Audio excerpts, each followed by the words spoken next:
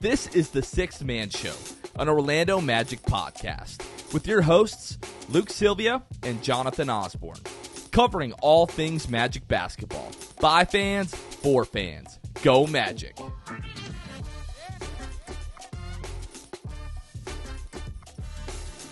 What's going on, Orlando Magic fans? You guys are back with the Sixth Man Show. Today is July 7th, 2023. Jonathan Osborne here. No Luke Sylvia today, but I'm joined by a special guest, none other than Bleacher Report and Through the Wire's very own Pierre, PeeweeDaPlug. Pierre, what's up, man? How you doing? Feeling good, bro. Super busy with this summer league coming up. I'm excited to see some of these teams in action. Of course, one of your teams, not one of your teams. I mean, I disrespect you like that. I'm used to talking to Derek from our podcast. Your team, your singular team, the Orlando Magic. But other than that, man, I'm good. Just running around, trying to get myself ready. The weather in Vegas, is going to be extremely crazy. Not like how it is in Chicago. We like 86 is like, oh, yeah, I'm seeing 105, 107 in Vegas. So I got to prepare myself. Yeah, I'm here in Florida, obviously. It's been pretty hot. It feels like it's been like 105, 110, stuff like that. So it's been pretty hot, especially with the fourth that just kind of came and went. But speaking about Summer League and talking about the Magic Summer League team, Anthony Black, Jett Howard, both going to be making their debuts for the Magic on Saturday. You got to sit down with Anthony Black and a ton of other draft prospects at the Combine. What was your impression on Anthony Black when you guys got to sit down and chop it up with him? First and foremost, I got to say I'm a big Anthony Black fan since he was in high school. So I was excited to talk to him, and I let it be known. But I love his character. I think he's going to fit right in with the team that y'all have. Seeing some of the things I've seen from Paolo, not up close, but from afar, just the type of personality he has. And I think Anthony Black, it kind of is the same way on the floor, where he's such a team player. I get that feel from him with his personality as well. He was very easy to talk to, very relaxed on and off the camera, very playful. And I think those type of characteristics are important when you have a young team. You don't want anybody, who's taking anything too serious. You definitely want guys to be able to come in and handle their work and be serious about their, preparation for, each game. But I just feel like with the current roster y'all have and the direction with this young core, just the characteristics of his personality was refreshing, and I enjoyed it. And as far as on the court, I think he unlocks just a lot. With his size, I think y'all have nailed it with that over the last few drafts with Franz, Paolo, and now AB. The size there is going to be extremely overwhelming. And he said something that was interesting to me. He said that a lot of people have questions or concerns about his shooting. And he was just saying that at a certain part in the season, their coach, Eric Musselman in Arkansas, kind of just preached attacking. So he was like, I can shoot a lot better than people give me credit for, but that was the team's philosophy a little before the midway point in the season, where coach was just emphasizing downhill attack. And so he said, expect to see him shoot the ball a lot better than he did at Arkansas. So I'm excited, man. I'm excited for him. I think he brings a lot to the table. I think he was a very, very safe, but it's like a mix of a reach and a safe pick at the same time, because I think what y'all have, it's so hard. It was going to be so hard to mess up this pick, in my opinion, when you have Wendell, Paolo, and Franz. Anything else you add, it was just going to be the cherry on top. So I don't think you guys could have messed this up, but I do love the fact that y'all were able to land him. Everything that I've heard, from people in the organization that have had the opportunity to spend some time around AB, especially, is just like how nice of a kid he is. And, that just kind of goes with what you were saying about his personality. Obviously, Jett Howard, who his father is, you're not going to be worried about any of the professionalism. He knows what the deal is from day one. I wanted to get kind of your outside perspective on, obviously, the Magic already have like a gluttony of guards: Markelle, Cole Anthony, Jalen Suggs, Gary Harris.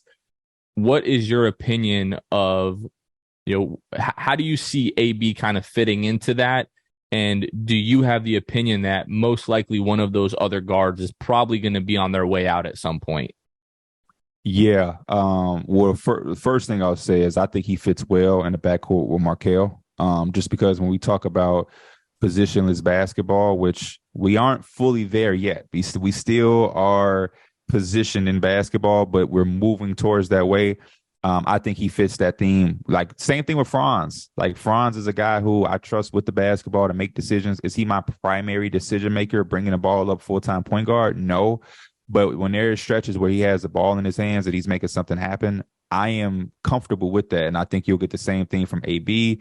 I think the more and more Paolo continues to grow as a pro, you'll be comfortable with that because his scoring talent is just going to open up so much. And then Markel. So I just think they can all play freely and with off of each other.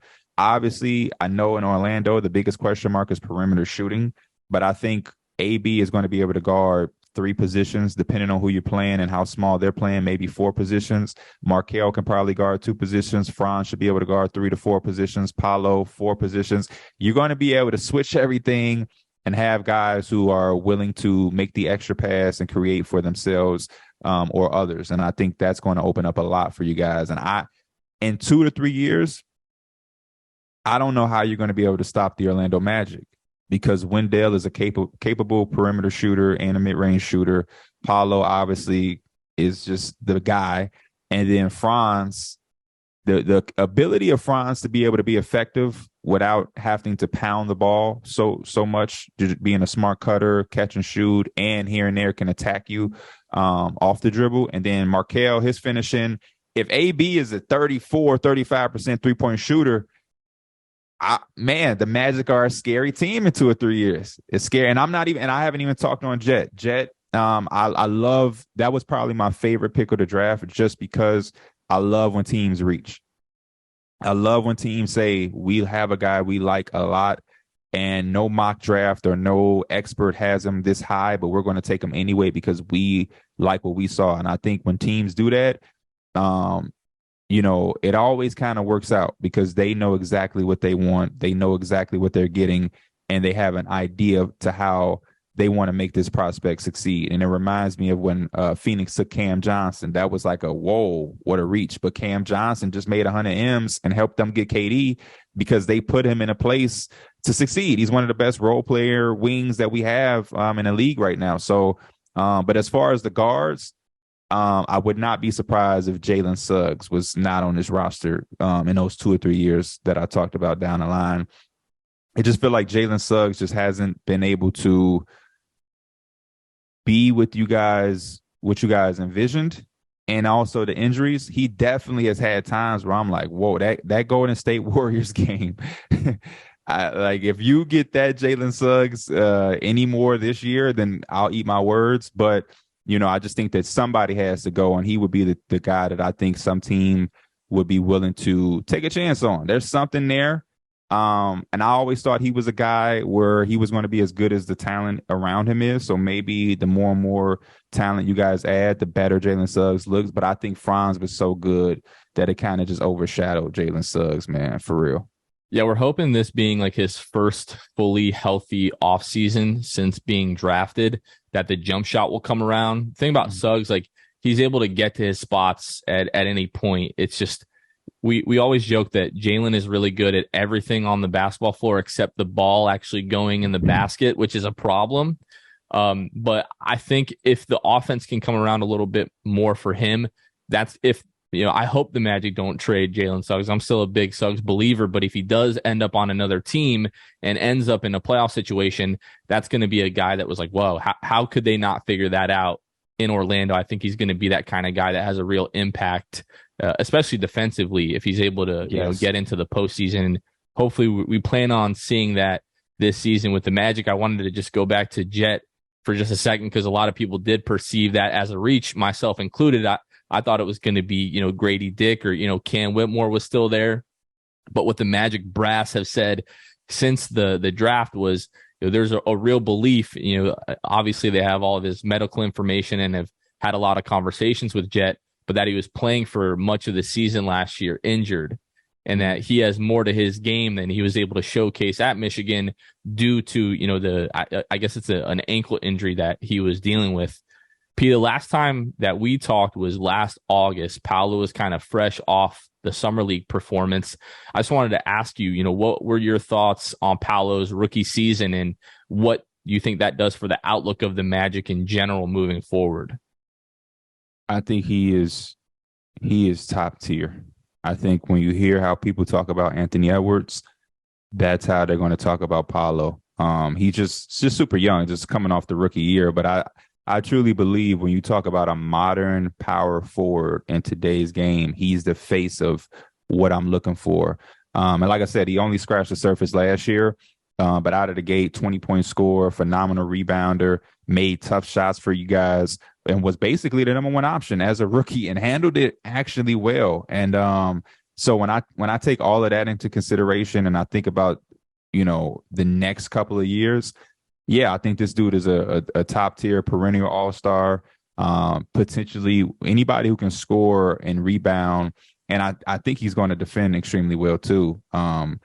As good as he projects, I think maybe even potential MVP conversational player. I think he's going to be an all NBA type of guy. And I definitely look at him as the next guy of that wave. When you see how Jason Tatum has, is the face of a championship contending team. You look how everybody talks about Anthony Edwards as like one of the next faces. I think Paolo is next in line. Obviously, they're going to take the Vic hype train, and it may like overshadow the fact that Paolo was last year's number one pick. But Paolo is that dude, man. Paolo, with his season, it kind of felt like I always alluded to like doing a puzzle where like you have all of these little pieces, and it's like, where do they fit? Okay, I'm going to put them to the side. But once you get that big piece, it makes all of those other pieces just like, oh, okay, this goes here. Paolo is that big piece where it's like, Franz now as your second option is like, it's perfect. That's exactly what you want Franz to be. As good as he was in his first couple of years, he didn't project to be the go-to guy, but if he's complimenting your go-to guy, you're on your way. And now you add in AB, the season Markelle had. This is the third year for Suggs, so hopefully we see what we want to see. And then you add Jett, and I haven't even mentioned Wendell. I feel really, really good for the future of the Orlando Magic, but it is heavily on the shoulders of Paolo. He has to continue. Like, I don't want to go too crazy. 23, 24 points per game this year as a sophomore. Let's not take no steps back.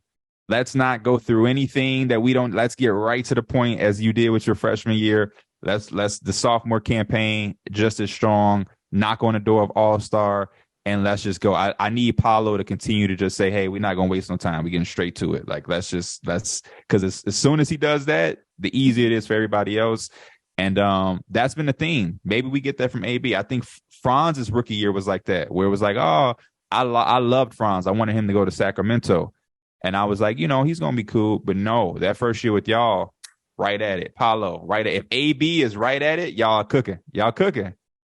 I like that a lot. It's a philosophy that I've been kind of workshopping, over the course of this summer and off season. The Magic season ended pretty early. The second week of April, we were done. So I've had, now almost 3 months to just think about what this team could be moving forward. And again, this kind of theory that I'm working on is to win a title, you need a guy that is like the guy. Like, you need a top 10 to 15 player in the league, if not a top 5 guy in the league. Like, that's kind of how it's shaken up recently. But the days of like the super teams and the big threes, unless you're talking about Phoenix, have seemingly kind of gone to the wayside a little bit, especially with the new CBA that's going into effect. So you need a guy, and then you need a guy who is kind of on the fringes of being a guy, like a perennial all-star, like a top 20, top 25 player. So when I try to project the Magic moving forward, I look at Paolo, like you said, has the potential to be an MVP caliber type of player. And then Franz. Is Franz going to be that MVP caliber type of player? Probably not. Maybe. I think there's a small percentage that he might get to that ceiling, but probably not. But you seem to agree with me that, Franz probably could be like that second guy. If you look at like the 21 Bucks, Giannis, obviously at the time, or even now could arguably be the best player in the world. Obviously, a lot of people are giving that to Jokic, still pretty close in my opinion. But Chris Middleton was their second best player, and that was good enough for them to get to a title. I don't know why Franz couldn't potentially reach that 2021 Chris Middleton level. How do you feel about that? No, yeah, I think that's the perfect correlation where I'm also with you on the super team stuff. Like I'm actually kind of disappointed that the Suns are doing it and that Kevin Durant left Brooklyn just because it I don't know how many times we have to see it fail. And I thought the last team was going to be the Clippers. And they're not even that much of a super team. They just have PG and Kawhi, but it isn't like they may get James Harden and they'll be a super team again, I guess. But we're definitely seeing that like good structured teams with a little bit of everything, as long as you have that one guy. And like you said, the Nuggets, Jamal Murray has never even been an all-star. Just a really good player. You know, I mean, Jokic is a two-time MVP, could have been back to back to back. So maybe that makes up for the fact that Jamal Murray isn't that second all-star level player. But I think really good constructed teams are the way to go, especially organically. And I could see Franz being an all-NBA player a few times. I can see him, you know, having 6, you know, all-star appearances or something like that. And I definitely can see him being a number 2. And to me, he's the perfect type of number 2 that I would want, because we've seen it kind of have clashes with certain tandems when they're kind of too similar, like the Tatum and Brown. I love Tatum and Brown, but the people have had their questions and concerns because they both like to score. They're both wings. But Franz is a guy who does a little bit of everything. So he doesn't have to, you know, get off on necessarily scoring 30. He can have 18 points, 6 rebounds, 5 assists, and that's a good night for Franz. And I don't think that would step on the toes of Paolo, and I don't think anything Paolo does would step on the toes of Franz. And then you add in this 6th overall pick with Anthony Black, same type of guy, where I don't think he necessarily has to step on the toes of the other 2 guys to feel important. And I think that's important for the Magic in their own sake. So I think they got something shaping up. Franz, Chris Middleton tier, not far-fetched at all. Not far-fetched. No disrespect to Chris Middleton. It's just credit to Franz. But I could see it. And Wendell is a very underrated piece to this pie, in my opinion. Dell just needs to stay healthy. You know, I think we'll talk about free agency. I guess this is a good way to segue to that. You know, the Magic added Joe Ingles, re-signed Moritz Wagner, Franz's brother. But I think if I have any real criticism, we've talked about this on the show, but if I have any real criticism, it's that the Magic didn't find like a full-time backup center in free agency for the, 15 to 20 games that Wendell is most likely going to miss. He just seems to do that each year. So love Wendell, obviously. But that would be the one criticism that I have. You all were reacting to everything in real time. We're a little bit confused by the Joe Ingles signing for the Magic, but has your opinion on that changed at all now that you've had a few days to think about that? And if it hasn't, don't be afraid to let me know. It was just, I would say then I didn't even have much of an opinion on it. It was just so random that it kind of, you got this time where all of this stuff is coming in. This guy's getting a deal. The Rockets are signing Fred, and Kyrie's going back to the Mavericks, and then Joe Ingles goes to the Magic. It was just the most random thing, because like you said, I was expecting the Magic to how much did you guys have in cap space? Like 26 million or something like that? Like, yeah, somewhere between like 25 and 29 million in cap space, and could have gotten a little bit more if they had, not guaranteed Gary Harris and stuff like that. But yeah, right around like 25 million. Yeah, so I was expecting something just a little bit louder. I knew it wasn't going to be a guard. I was expecting probably some shooting. You know what I mean? They talked about shooting this entire offseason with the Magic. Shooting. So I expected to see, maybe y'all take a risk on. And to be honest with you, I didn't even think about you guys or who to go after. But when you talk about shooting, I guess, there was guys like Malik Beasley out there, but, he's a little smaller. And I'm trying to think of who's still on the market, because free agency isn't over. It just got extremely slow, but there's still Kelly Oubre's out there on the market with no job right now, Christian Wood. So when you talk about the center position, though, I don't know who could you guys have gotten? Who did you have in mind? Well, so we picked up the team option on Goga Batadze, re-signed Mo Wagner, who were basically like our backup centers last year.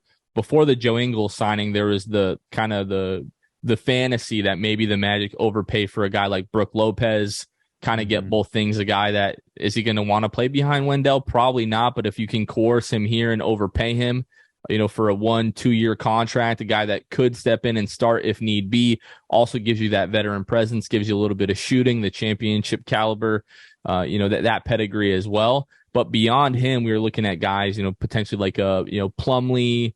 There was some talk about like a guy like Drew Eubanks, who we saw go to Phoenix, Thomas Bryant, who ended up signing, with the Miami Heat after some of that Dame trade request news broke. Maybe not guys that were massive upgrades, but nonetheless an upgrade over the backup centers that we had this year. And I think if you look at the Magic's depth chart, if there's anywhere where you kind of have a weakness or a perceived weakness, it would be the backup center position at this point. So is it ultimately going to make or break your season? No. But when there were rumors that the Magic, Brian Windhorst was talking on ESPN before free agency started, that he heard news that the Magic were looking to put their foot on the gas a little bit in terms of moving the team forward. And the length of time that they went before they re-signed Moritz Wagner kind of told you that they had some, other feelers out there, if you will, to see if they could upgrade at that position, but ultimately weren't able to. Plumlee decided to stay with the Clippers, for less money than he could have got on the open market. So, like I said, ultimately, I don't think it's a huge deal, but if there's one criticism that I would have of this off season of the Magic front office, that would be it, that they weren't really able to upgrade at that position. Makes sense. Jock Landale would have been a good one too. That's another one. Yep. Landale was the one that I was thinking of that I couldn't remember. That he ended up in Houston, if I believe, for like $8 million a year. So signing Joe Ingles really limited what the Magic were able to do in terms of cap space. But I don't understand really right now how, for a guy like Jock, that Houston was a better situation than Orlando. Houston has a lot of proving itself to do this season with a lot of the talent that they signed, and the Magic seemed kind of primed to make a postseason push, but it is what it is. Moritz Wagner, you've still got Franz here, so you've got the brother connection there. So keeping Franz happy probably isn't too bad of an idea. But Goga Batadze showed a little bit of potential. Mo Wagner was good in certain spots last year, but Magic are most likely now done with free agency. P, I wanted to pivot. Before you move on, yeah. Joe Ingles, because I think I steered off into the big man. Joe Ingles, I like Joe Ingles, but I haven't seen the Joe Ingles that I like in a long time from Utah. He had the injury, then he went to the Bucks, and the Bucks was such a stacked team that we only saw different spurts. If we talking a veteran presence, knock it out the park. You know what I mean? And he's another guy who plays good basketball. He can make perimeter shots, good decision maker, and he has some toughness on defense.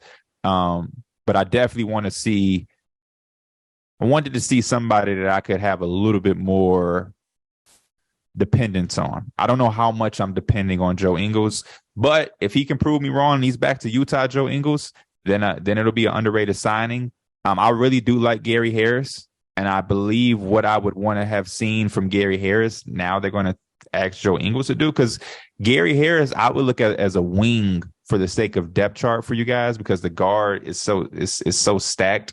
And there's so many questions. Like, as a Magic fan, you'll probably know what's going on with Jonathan Isaac. So he played 11 games this season after he came back, looked fantastic. I think the Magic were like 8-3 in those games, which small sample size, I know. But then towards the end of the season, tore his left adductor muscle, was supposed to miss, I think, like 10 to 12 weeks, something like that. So he should be back to 100% by now. The big question is, now that the Magic and free agency is not totally over, but for the most part, like the big names are mostly gone. Are you going to waive Jonathan Isaac at this point to open up, some, $10 million in cap space, I believe is what that would do. At this point in the season, you're probably not going to do that. If they were going to waive him, probably would have been at the start of free agency. So once again, we're just hoping that he can stay healthy, because if he can, and you have that, if he can get back to like the 2019 Jonathan Isaac, which now it's been so long, can he really? He showed flashes of that last year, but if he can get to that level, that's just a massive asset that you have. But also it's just a huge floor raiser for this team, having that kind of defensive presence, be able to come in off the bench or potentially to close in situations, or if a guy like Franz or Paolo gets hurt, you can insert him into the starting lineup. And if you're starting Franz, Wendell, Markelle Fultz, either Gary Harris, Jalen Suggs, and Jonathan Isaac in that starting lineup, like that's one of the best defensive lineups in the entire league in terms of, just overall talent and versatility. So we're just once again hoping that Jonathan Isaac can get healthy. If not, I believe he's going into the last year of his contract. And if he can't stay healthy, I believe his contract isn't fully guaranteed until January. So if he has another big injury to start the season, you probably end up waiving him. But if he can get through this season and play, 60, 70 games, given his injury history, that might be a guy that you can get on a pay cut going into next year and retain that talent and still maintain long-term cap flexibility. So it sucks that that's the answer, but we're just once again hoping that he can get and stay healthy. And my last thing before you move on, the Bull waving, what did that come from? I didn't see it coming. Is it just because he wasn't that good, or is it to make a spot open? Or so it's really both. So the Magic went into free agency having one spot open on the 15-man roster. So once they decided to sign Joe Ingles and bring back Mo Wagner, really the day that free agency started was the Magic's deadline to fully guaranteed Bulls $2 million for the year. A few hours before free agency starts, the news broke that they came to a mutual agreement, Bull and the team, to push back that guaranteed deadline. So to me, that said, all right, we're going to see what happens in free agency. If we can't bring in someone else, maybe we'll bring Bull back. But if we can find somebody, most likely going to move on from him. And that's what happened. You kind of ran out of roster spots there. And Bull showed a lot of flashes at the beginning of the season with guys out of the lineup. He started, a good amount of games for the Magic and showed a lot of potential, but it seemed like as teams started to pick up on his tendencies and get some more film on him, like could not put the ball up on the floor. I mean, the guy's 7'2", his hips are like 6 feet off of the ground. He puts the ball on the floor. That ball's got a while to travel before it gets back up to his hand. So he would try to dribble and guards would just jump at the ball, and it caused a lot of turnovers. And then just defensively, like his defensive awareness, keeping up with rotations and just keeping the team connected on defense, just made a lot of mistakes there. Obviously at his size and length, has the potential to be a really good rim protector, but just kind of kept making the same mistakes over and over and over again as the season went on. And once everybody got healthy, just wasn't really in the rotation. So I think he has tons of potential, just needs to go to a situation where he has the ability to grow and make mistakes and kind of breathe. He didn't have that in Denver, only had 1 year in Orlando before, now that they've realized with a guy like Paolo, all right, you've only got this kid for so long before you have to build a contender around him and convince him to sign, that second contract. Obviously, it's a ton of money that he has the potential to make, but sometimes, like if the Seattle Supersonics come back where Paolo's from, that's going to be my worst nightmare because the kid loves Seattle more than anything. Yep. And, if I could, I would sign the kid to like a 15-year, contract tomorrow. Baseball. Just to make sure that, he can't kind of force his way out at some point. But hopefully that's a long way down the road. But with Bull, it just kind of, there's not a path to minutes for him now. And the Magic can't really afford him to make the mistakes that he needs to improve.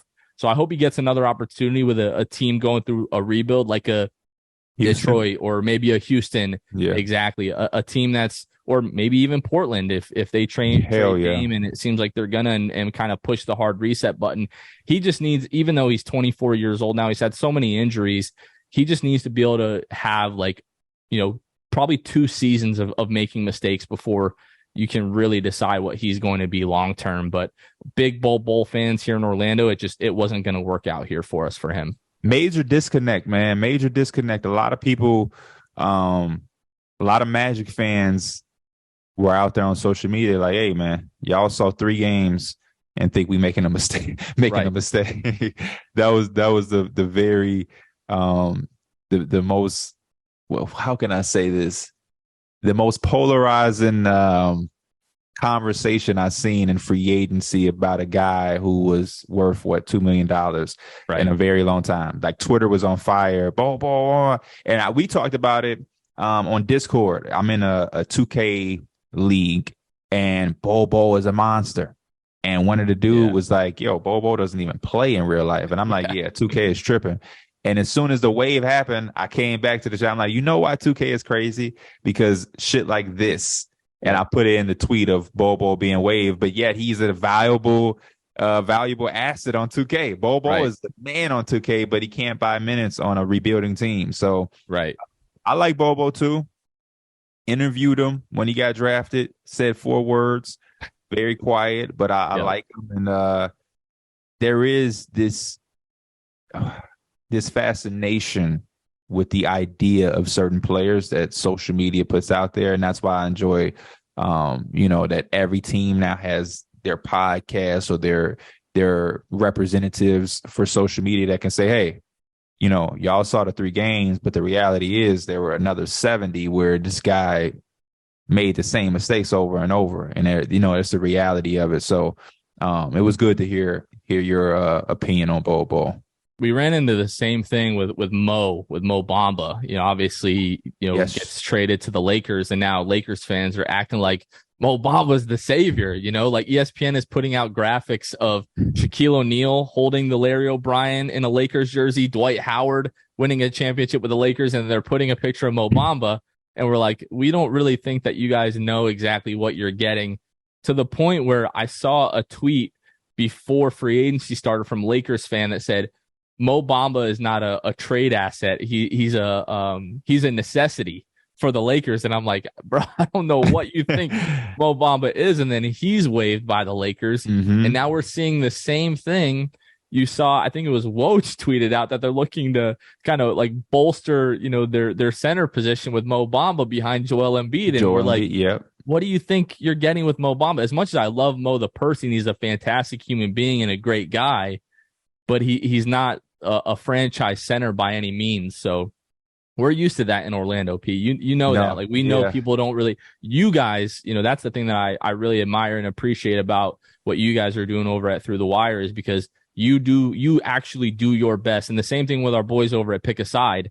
They actually pay attention to what people that know what's going on with these teams are saying, and they're not just on ESPN, talking out of their what. So always appreciate that. But I wanted to switch gears here and kind of direct the conversation towards you and what you guys are doing over there at Through the Wire.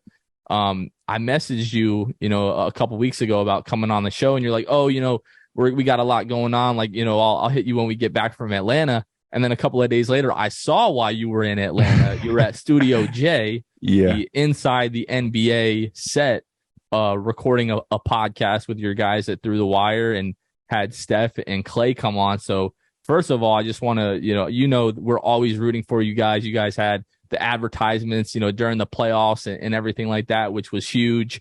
But just talk a little bit about that experience and kind of how that came to happen. It was just simply the fact that we have that relationship with them. Well, and I won't say relationship, we're coworkers with them, which is the right thing to say. And we've all had our different interactions with the TNT crew. Me and Shaq had our exchange when he brought me on the stage. Kenny interviewed them as a whole. And it's always been this thing of us being the younger them, 4 of us. They're the old school, we're the new school. And I think they just wanted to capitalize on it. It was a decision from one of our guys, Drew Muller at HOH, who was the GM there. He's a big Through the Wire supporter, loves us. And they just had a great idea of, hey, they're not using the space right now because it's the summer. Why don't you guys get in there? It'll be a good look. And then we decided to get suited and booted and take it very serious. We had been there before, but we did like a Hulu like game show there, so it looked extremely different. But to have it set up like the actual Studio J, and for us to be able to do our podcast and not only do it but have Clay and Steph, was a very monumental moment. And it was just, more than anything, it was good for, I think, the basketball community. and for our fan base to just see how far we've come. But I think it's also important for every other podcast, whether it's the 6-Man Show, whether it's Pick a Side, whether it's that podcast that's forming and is going to have their first episode at the start of this new season, because every day a new basketball podcast is coming together. There's no ceilings to it. There's no limits that can be reached. And that was the most, satisfying part, is it sends a message that, there is this new era of basketball commentary or analyst or journalism that's out there, and we can all go and do it. I don't know who controls the magic. Is it like Bally Sport or something, or do you guys have there's no questions. reason. Nobody really knows what's going on with Bally right now, but for the time being, it's Bally. Yeah. There's no reason why you guys can't be the halftime show for the Orlando Magic for 82 games of the year. It's not impossible. When you first start, you're just trying to figure out lighting, the mics, a logo, and all of these other things seem so far-fetched. But an experience like that, it allows us to go and have conversations with, guys like you, or, Pick a Side, who we'll see in Vegas, or even Keandre at Hoop Intellect. We can have these conversations and say, yo, we can do it. We can do it. And I think it's enough room for everybody, which is why I'm so into embracing everybody that's around and in this bubble, because it's more than enough opportunity for everybody to have a high amount of success. We just have to be able to speak it to each other. There's no reason for me to hold any information from you, and there's vice versa. There's no reason for you to hold any information from me. We can just use it to tell each other what we need to tell. And it's also just, I don't know, it makes it more fun. We had a fantasy basketball league this year, and, we was able to trash talk and trade, and, it was extremely fun. And I just think that those relationships are important, because it's the same thing that's happening in the sport that we cover, where I'm sure there's fantasy football leagues in the NBA, and guys are all peers and they're hanging out, or in group chats, or in the off season, they hanging out and working out together. There's no reason that our space can't be able to do that. And because of Twitter and Instagram and all of these different platforms, I see so much negativity, so much BS, so much talking down, that, I like to use my shit in a different way, which is to just inspire and say, man, it's opportunity out here. But it was definitely fun, first class treatment, beautiful to be a part of, and kind of surreal. It's hard to embrace the moments fully when you're in them. So I every here and there, I try to, remove myself and actually realize exactly what we're doing, because in the moment it was like, oh, it's cool, but then it's like, we got to hustle and bustle. Okay, we got to get back home, but then we got to go to Summer League, and then also in Summer League we also have a live show July 9th, and then Isaiah Thomas wants us to come to Seattle for his weekend that he has, and so it's just boom, boom, boom. And then on top of that, you have personal life. Everybody has girlfriends and kids and parents and 4th of July weekends and all this type of stuff. So it's hard to kind of just, but when I was posting this stuff on Facebook or Instagram or Twitter, and you see people going crazy, like, that's Steph Curry, that's Klay Thompson. Like, these are guys whose names are going to live forever. And we just had the privilege of having them on our show. In Studio J, I'm sitting in Ernie's seat. Like, I see his papers and his tools and this is right here. When I was able to just remove myself and grasp it that way, it hit differently than in the moment. In the moment, it's kind of just like, I got to make sure I'm, hitting my topics, asking the right questions to Steph and Klay. But it's important to just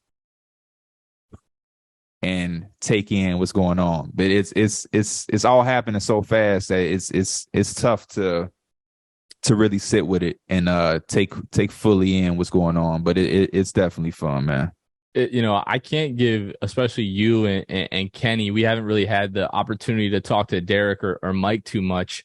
But you've always been gracious with your time and coming on the show. And Kenny, had us on his, Kenny for Real channel last summer, which was huge. I think we saw we right now we're just under 4,000 subs on YouTube. So I think we saw like 400 or 500 new subs just that week, from being on Kenny's show. So the fact that you guys are still willing to show love to, smaller content creators is huge. And looking back, the 6 years that you guys have been doing the show now, I think it would be easy for people to look at, what you guys are doing and doing the podcast each week and doing stuff like Studio J and seeing how easy you all make it look. But, you've just alluded to the fact that, you do this content creation stuff. You're watching games, you're doing social media, but you still have your life, that everything kind of goes into. So I feel like this is a good way to segue to one of the last things I want to ask you here. I get asked all the time, whether it's, my personal life or by, other Magic fans, just about like either starting a podcast or, doing any type of content, whether it's podcast or it's a, YouTube channel, or, if you're, I don't know if you're familiar with Whatnot, but people that, stream and sell stuff, on some of these platforms. What kind of advice would you give to people who may not really know what they're getting into and what it takes to, be successful in any kind of these spaces? I would just say that you have to make sure the most important thing is that you love it. And I know that sounds cliche, but like we just talked about, there's a lot of sacrifice that goes into it to have success. And it has to be a part of you. Like, it's my job, but everybody that knows me, from my parents, my closest friends, my girl, like, basketball is me. So nobody is going to be surprised that I'm here talking to you on this Thursday because I just love basketball. You know what I mean? It's not like I gotta go on the 6 man. We gotta talk about them. Like, no, I love basketball. I love it. It's just what I do. It's just a part of me every single day. For the last probably 20 years of my life, I've done something with basketball every day, whether it's playing it, reading it, watching it, like whatever it is that I can do with basketball, I'm doing. It's second nature to this point. Even like last night, like I was just watching Fred VanVleet mid-range pull-ups while I was going to bed, just laying in my bed and on my stomach, just like watching it, trying to fall asleep, tossing and turning, holding the phone like this. And because it's just what it is. But falling in love, making sure you love it. But the most important thing, I think, is falling in love with the journey. If you fall in love with the journey, I think it makes everything easier. You know what I mean? It makes putting in the work easier. It makes the sacrifice easier. But if you don't love the journey and all you're thinking about is the finish line gets further and further and further. But when you love the actual grind and the hard part, if you find out how to love the hard part, you're going to be successful, hands down. And all of the greats say it. You know what I mean? Kobe found a way to love putting in the work in the summers of not having 2-a-days, but pushing himself to have 3-a-days because he loved having that extra step on the competition. And same thing when I watch interviews with Tim Grover, the guys who train them, the guys who are coaching them, and they all say that these guys love putting in the work. And I think that applies to everybody in general life. If it's easy to have that 6-pack when you love the hard part, which is not eating fast food or not eating sweets and going to the gym. The people who are in the best shape are the ones who found a way to trick themselves into loving going to the gym. But if you're dreading it, it's only so far you're going to go. Same thing with this. If you love content creation and you find a way to love editing, love putting together topics lists, love having to put in a little bit more research to have something in more depth to talk about than the average people, then I think you'll go far. But the grind is the most important thing. I think everybody just thinks about how to wake up overnight and be popular or to have numbers and I think that has to be like second, third, fourth nature. It has to be the grind and the love and the passion to get you. Because I don't care how big you get, there's inevitables. And we talked about this before we even started recording. There's going to be inevitable down marks and down periods where you're going to have to face some adversity face on. And that is with anything and anybody. You can be the best player in the world, but when that injury comes, that you weren't expecting to tear your ACL. You weren't expecting to, Paul George leg pop out. You can't expect or brace for those, but you have to be ready to take on those head on. And, it's the same thing with this podcast, the landscape. You do certain things and, it doesn't hit how you thought, or certain things don't go your way, or you don't get the interview. There's been plenty of times we've had interviews lined up. We're in there getting mic'd up. The camera is rolling and this person never shows. Or you get that person and they're there and they have a bad attitude that day and they just didn't want to talk. So they answered everything with 3 words, or they were 30 minutes late, and that affects. It's just so much. And I think dealing with that is easier when you just have a love and a passion for it than just trying to, find a get rich quick scheme. I love the point that you made about like the finish line moving, because I'm sure when you all started, you had a lot of goals in mind, but in particular, recording an episode with Steph and Clay, in Studio J wasn't at that list. And now that you've hit that, the finish line keeps moving like each and every time, and falling in love with the process. I'm sure there are times you wake up, you're like, I don't want to go and sit and talk to Kenny and Derek and Mike, but this is what we do, so we're going to go do it anyways. The consistency of doing that and the discipline to do it even when you don't want to. Like I always tell people, there are going to be days you wake up and you don't want to do something, whether it's your job or, if it's going to the gym or making content, but future you is going to be glad that you did. And if you don't, future you is going to be upset that you didn't. So I always love that. Yeah, that you could use that, and you don't have to quote me. You can keep that as your own. I don't care. But P man, I always appreciate your perspective, and it's almost just like your philosophy. I know you do your like life advice, segments on your YouTube channel. I always appreciate those, but I just really appreciate what you all are doing from a content perspective. And Kenny's been giving hints, on Twitter that, you guys have some bigger things, kind of in the works. So looking forward to everything that you guys are doing. Just keep doing what you're doing, man. Do you want to let everybody know? I know you guys have the live show coming up in Vegas. Talk about that and just let everybody know once again where they can find you on social media. Yeah, live show in Vegas on the 9th. A couple of days after the Vic pandemonium. You got to be smart with the days you're picking and choosing. But we'll be out there. The live tour has been phenomenal. It's so refreshing to see supporters face to face and to put pictures with names and certain things and to hear the stories. Again, it's the same thing we talked about before, where you don't really realize what you're doing because you're doing it. But when you get to have that interaction and people can tell you, I was depressed. Every winter I faced depression and, I watch you guys, or I had a big time surgery that was just clogging my mind and I used you guys to escape. When we're making a 2-hour episode and I'm joking on Derek, I'm not thinking in my mind that somebody's going to watch this to escape, you know what I mean? Or, to get over a bad breakup. But when you hear people in different cities tell you that, it just hits hard, you know what I mean? And it makes you want to work harder. So the live tour has been good. And follow us on social media, man. PeeweeDaPlug on everything, Through the Wire and everything. And then make sure y'all tapping into the 6-Man show for all the Orlando Magic updates. I know I will be, because this is going to be a big season. Somebody's getting traded, man. Somebody's getting traded. It's looking that way. Somebody's getting traded, but I'm excited for the Magic future. I'm always going to root for the Magic in some way, just because I'm a big time Penny Hardaway fan.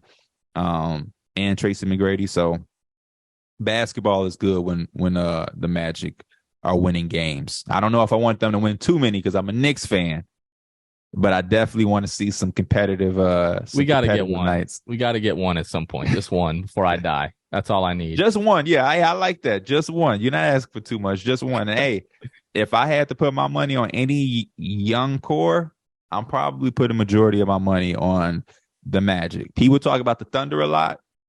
The Magic are about to enter that conversation for best young cores. That's because, Pierre, ball. And don't forget about your Twitch stream as well. You're always, streaming 2K and stuff like that. So make sure that you go check out Pierre. But P-Man, I can't tell you how much we appreciate this. Always a lot of fun talking to you, and one of these days we're gonna run into you at one of these events and kick it for sure, bro. I appreciate it. We got to come out to Orlando, man. We was close. Miami, we got to come down to Orlando. I can't make the trip to South Beach, man. Just something about that city. Just something about it. Can't do it. Is it like they're out there? Do they say the same thing about Orlando? They don't really care about us, but I hate the Heat. So I just, it is what it is. They don't think it's a rivalry. Some people don't think it's a rivalry, but, I live for rivalries. I'm a UNC fan. I hate Duke. I'm a big Giants fan. I hate the Cowboys and the Eagles. So I'm a big time Cowboys fan, bro. Well, I'm sorry to hear that. We can still be friends, but yeah, I hate the Heat. But yeah, so eventually y'all will make it out to Orlando, or we'll see you guys at All-Star or something like that eventually. But yeah, man, really, really appreciate the time, bro. Always good talking to you. You too, bro. Appreciate you. I'll see you soon, man. Thanks, P. Thanks for listening to The Sixth Man Show. Be sure to subscribe on iTunes and Spotify to get new episodes downloaded directly to your phone. If you enjoyed the show, please take a minute to give us a 5-star rating and a review. It helps out the show a lot.